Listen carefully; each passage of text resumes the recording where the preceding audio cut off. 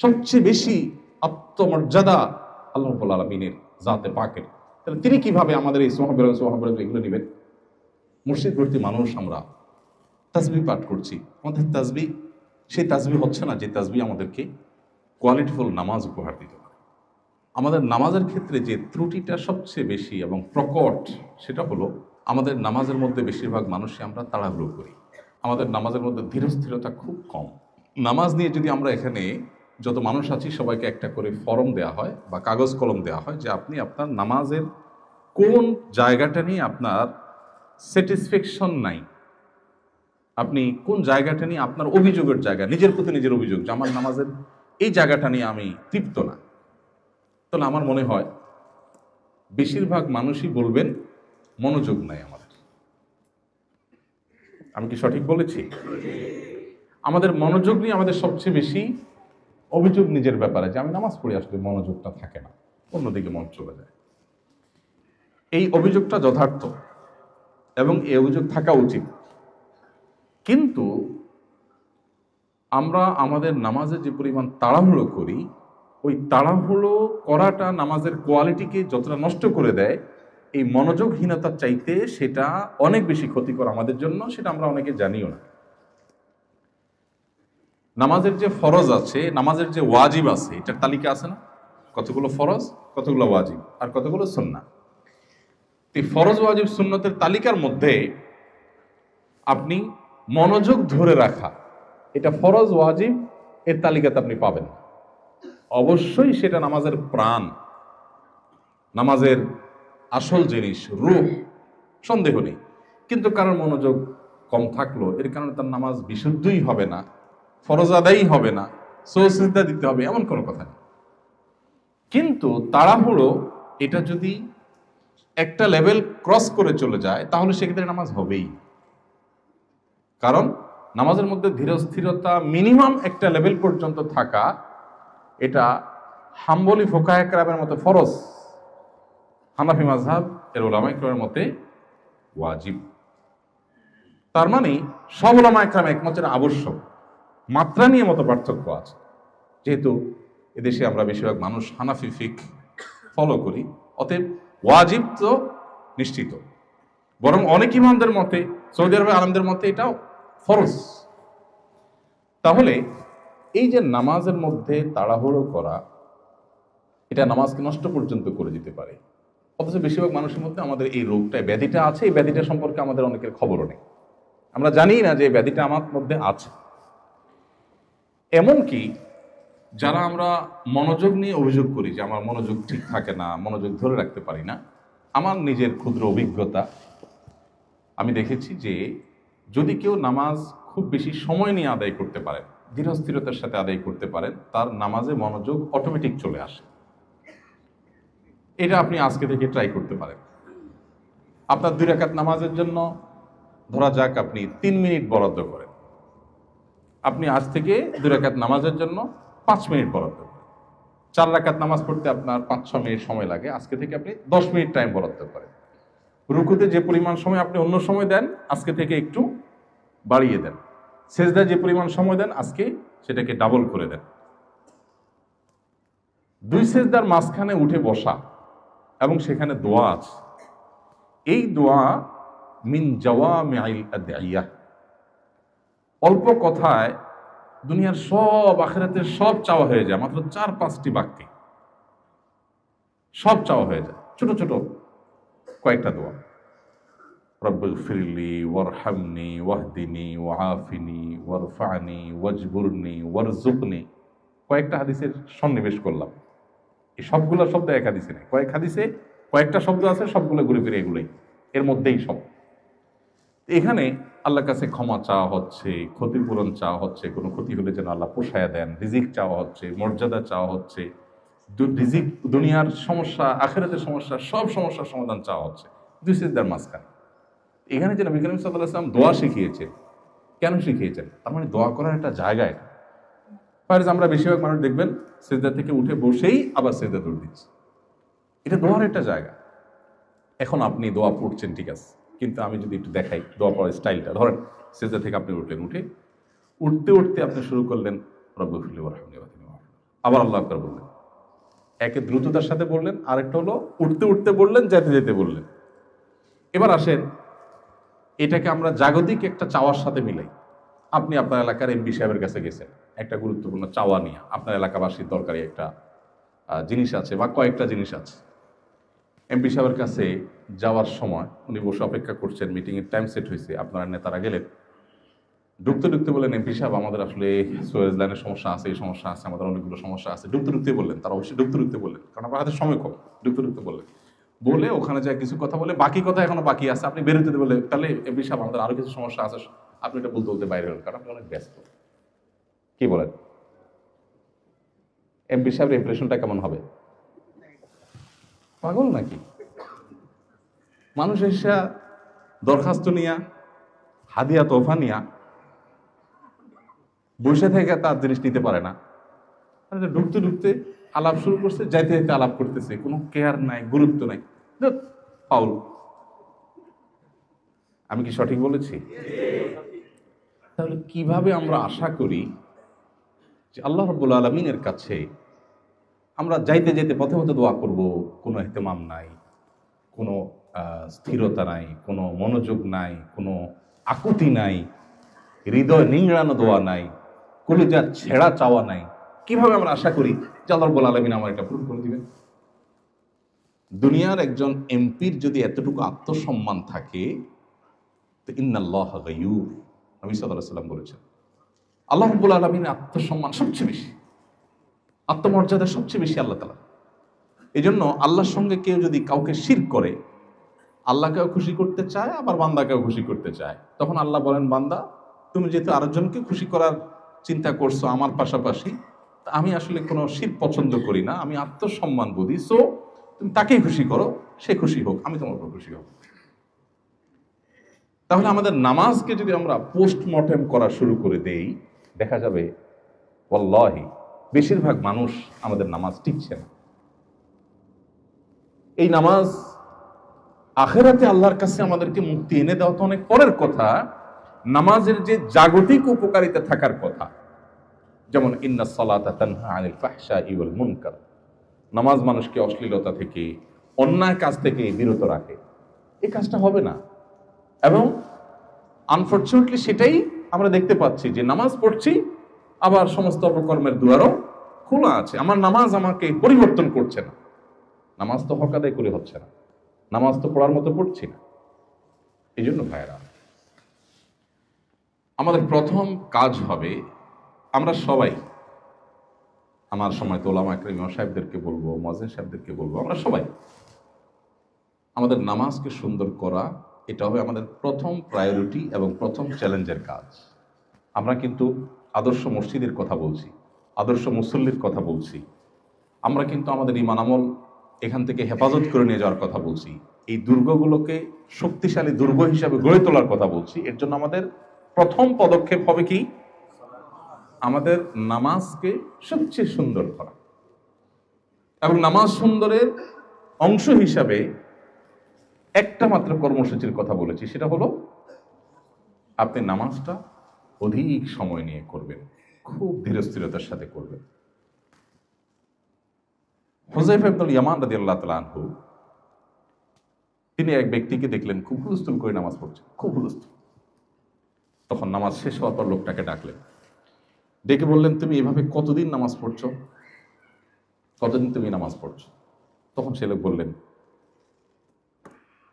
50 সানা, 50 বছর ধরে। হয়তো ইসলাম গ্রহণ করার আগে থেকেও তো মক্কার মানুষ, মুশরিকরাও তো নামাজ পড়তো, তাদের নামাজের ধরন ধাঁচ ভিন্ন ছিল, হয়তো মৌকা ও তাসদিয়া ছিল কোরআনের ভাষায়। যাই হোক, তো দীর্ঘদিন পর্যন্ত তিনি নামাজ পড়ছেন। তখন হুযায়ফা ইবনুল ইয়ামান রাদিয়াল্লাহু তাআলা তাকে বললেন, ওয়াল্লাহি, আল্লাহর শপথ করে বলছি, এই যে তাড়াহুড়ো নামাজ যেটা তুমি পড়লা, এই নামাজ নিয়ে যদি তুমি দুনিয়া থেকে যাও, তাহলে তুমি মুহাম্মদ সাল্লাল্লাহু আলাইহি সাল্লামের শরীয়ত এর উপরে প্রতিষ্ঠিত থেকে তোমার মৃত্যু হলো না। তোমার এই নামাজ মুহাম্মদ সাল্লাল্লাহু আলাইহি সাল্লামের নামাজ নয়।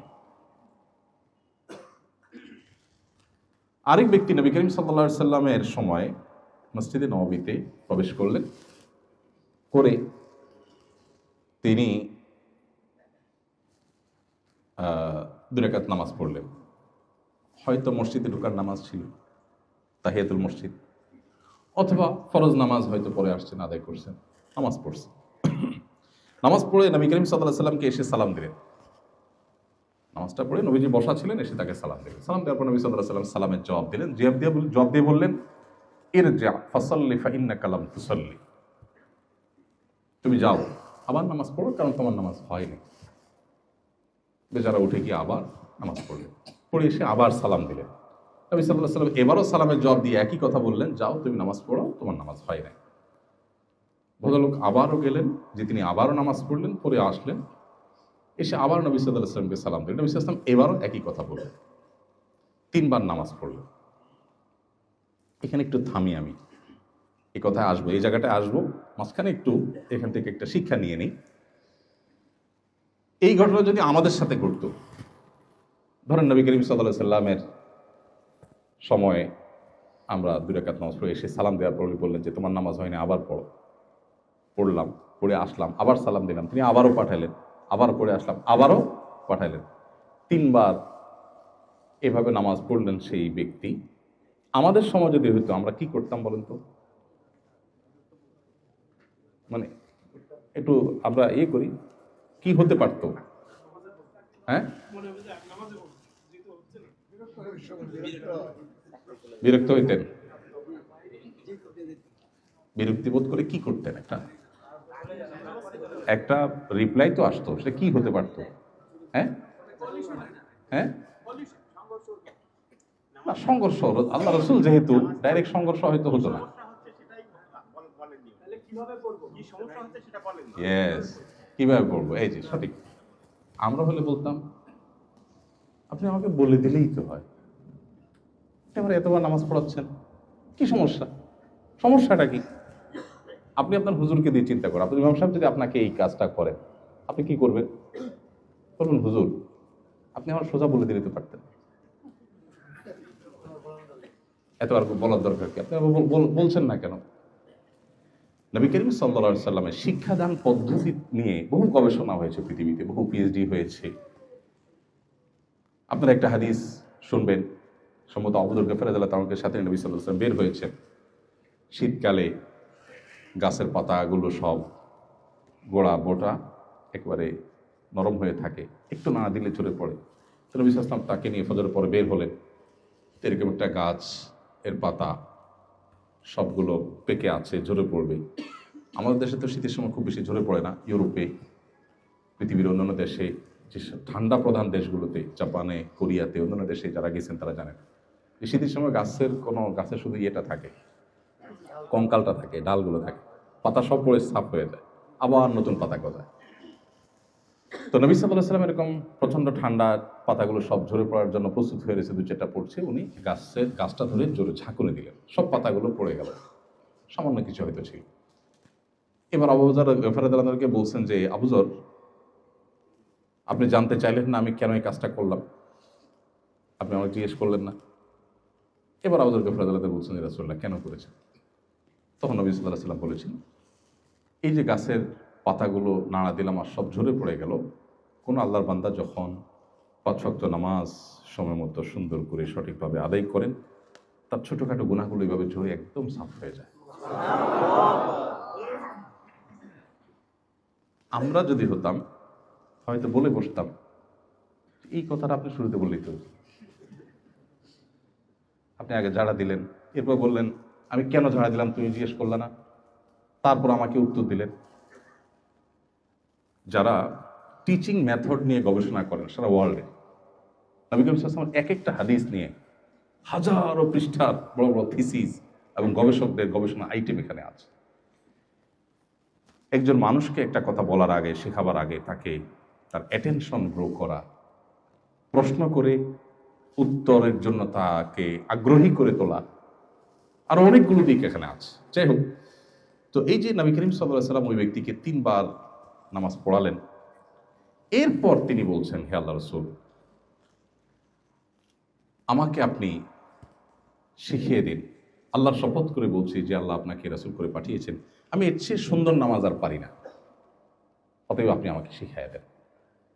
কথা দেখেন, কথার ধাঁচ দেখেন, কেন সাহাবীরা সাহাবী আর কেন আমরা, তাদের সাথে আমাদের পার্থক্য আকাশ পাতাল। কেন কেন নবী সাল্লাল্লাহু আলাইহি সাল্লাম বলেছেন, তোমাদের কেউ যদি সামান্য পরিমাণ আল্লাহ রাস্তা দান করে এই মদিনার কয়েক কিলোমিটার বিশিষ্ট উহুদ পাহাড় সমপরিমাণ স্বর্ণ পরবর্তীরা দান করে তোমাদের মর্যাদার সমান হতে পারবে না।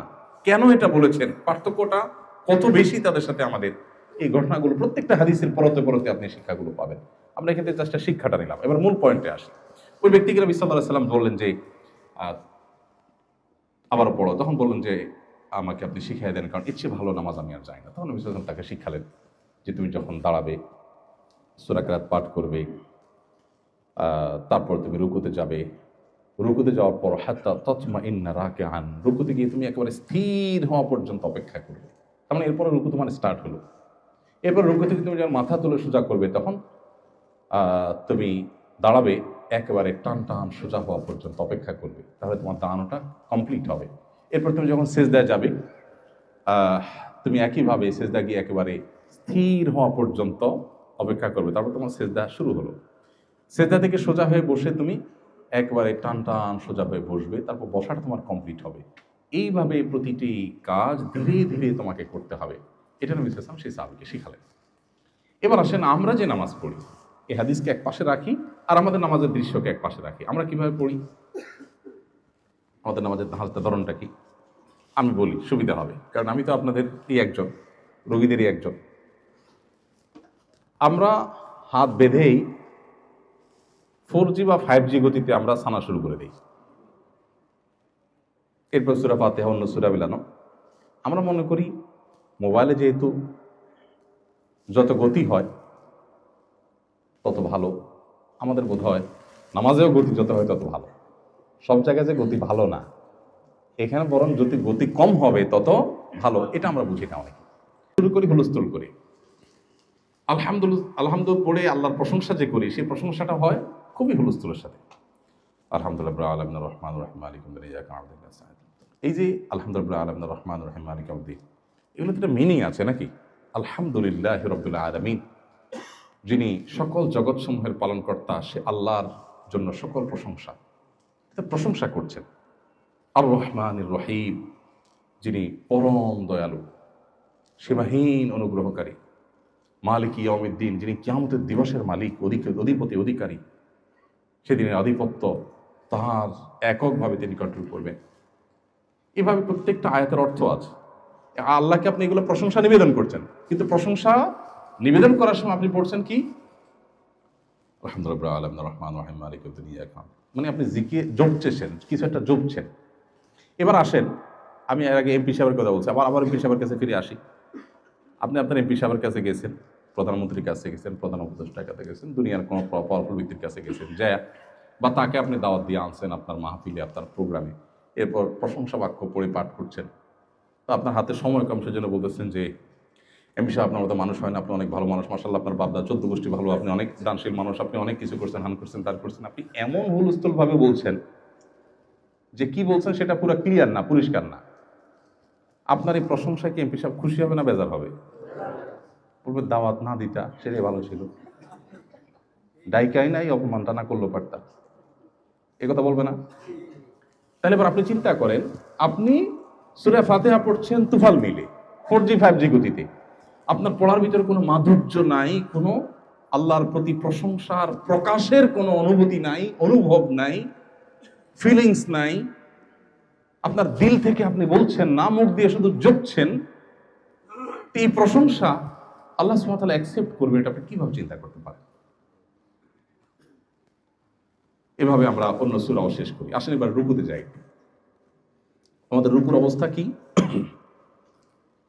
সূরা ফাতিহা পড়লেন, আরেকটা সূরা মিলাইলেন, শেষ করলেন, একটু ব্রেক দিলেন, শেষ হলো।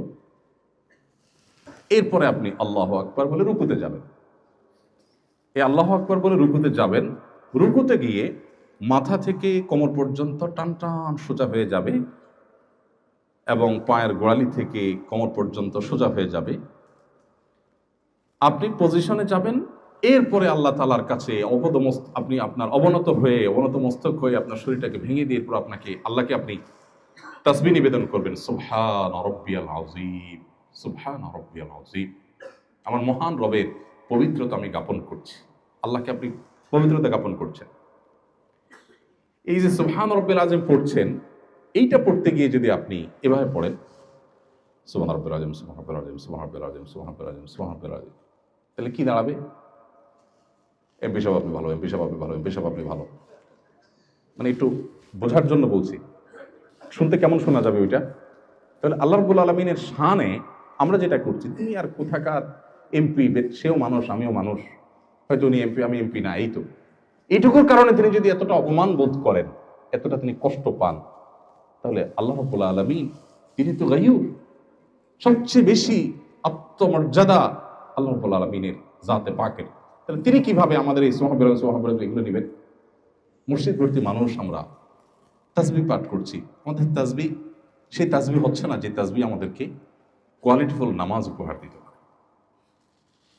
আচ্ছা, এই যে তাসবিহ পাঠ করছি সেটাও হওয়ার কথা ছিল আমি আল্লাহু আকবার বলবো, রুকুতে মাথা থেকে কোমর পর্যন্ত টান টান সোজা হব, পজিশনে যাব, এরপর আমি স্টার্ট করব সুবহান রাব্বিয়াল আযীম।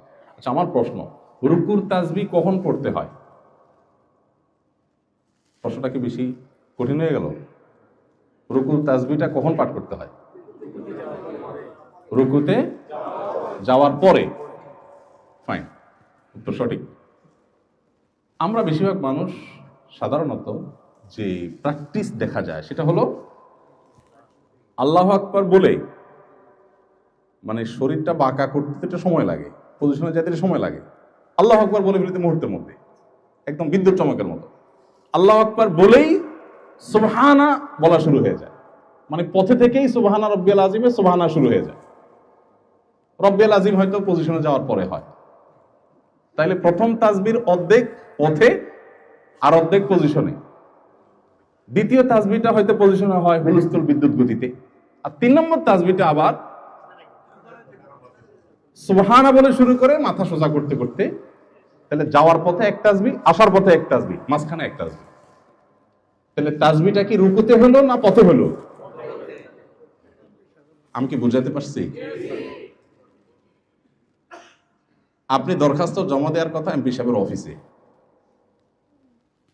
আপনি পথে দেখে বলতেছেন ভাই এই যে দরখাস্তটা, কেমন হবে জিনিসটা? পথে যদি দরখাস্ত জমা দেন, সে দরখাস্ত কি অ্যাকসেপ্ট হওয়ার কথা? আপনার তাসবিহ পড়ার কথা রুকুতে গিয়ে, আপনি তাসবিহ প্রথমটা পড়ছেন পথে, শেষেরটাও পড়ছেন পথে, মাঝখানেরটা জায়গা মতো পড়তেছেন সেটাও তুফান মেইলে, এগুলো রুকু। রুকু থেকে ওঠার পর নবী করিম সাল্লাল্লাহু আলাইহি ওয়াসাল্লাম ওই সাহাবীকে শিখিয়েছিলেন, সম্ভবত হাদিসের ভাষ্য হলো হাত্তা তাস্তাউইয়া কায়েমান, টান টান সোজা হওয়া পর্যন্ত তোমাকে অপেক্ষা করতে হবে। এখন আপনি সামি আল্লাহু লিমান হামিদা বলে মাথাটা সোজা করতে দেরি, আবার নামাতে দেরি, পুরো সোজা হতে দিচ্ছেন না। হওয়ার কথা ছিল আপনি সোজা হবেন, সামি আল্লাহু লিমান হামিদা, সোজা হয়ে গেছেন, এবার স্টার্ট হবে রব্বানা ওয়া লাকাল হামদ, রব্বানা লাকাল হামদ।